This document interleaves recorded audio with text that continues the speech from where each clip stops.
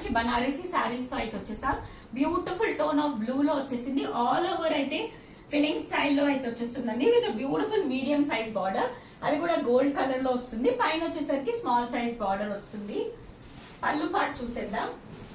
పళ్ళు వచ్చేసరికి మంచి గ్రాండ్ పళ్ళు అయితే వస్తుంది విత్ రెడీమేడ్ టజల్స్. అది కూడా ఆల్టర్నేట్ కలర్ లో చాలా ప్రిటీగా అయితే ఉన్నాయి. బ్లౌజ్ వచ్చేసరికి అన్నిటికీ కూడా మనకి సెల్ఫ్ కలర్ లో వస్తుంది విత్ బార్డర్.